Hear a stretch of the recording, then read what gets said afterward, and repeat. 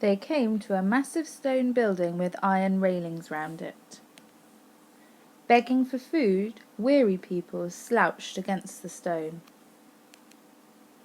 The boys stopped the cart outside the iron gates and pulled the bell. They were pulled open by a porter who glared at them, his lantern held high. There on the steps stood a man and a woman, as waxy-faced as a pair of church candles. "Get in," the matron told Jim. "You come and get scrubbed and cropped." The doors groaned too.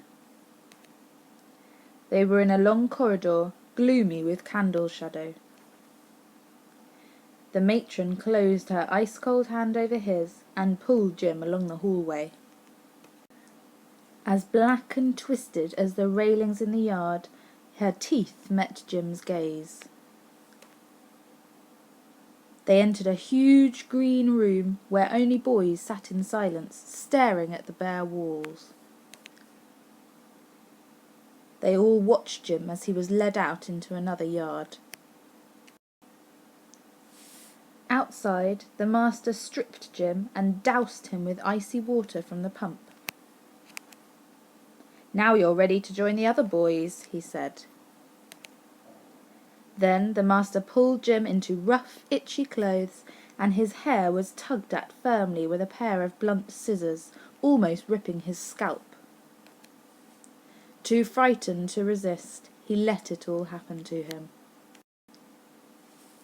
After a short while, he was led back into the hall. Obediently, he joined the queue of silent boys waiting for a few scraps of food.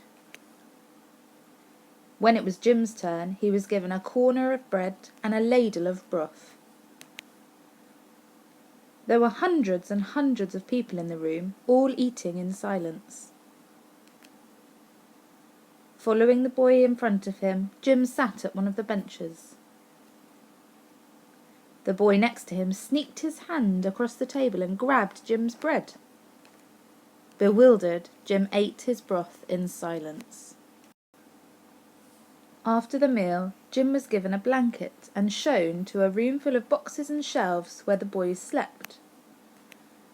Exhausted, Jim climbed into an empty box and found that he only just had enough room to turn over in it, small though he was.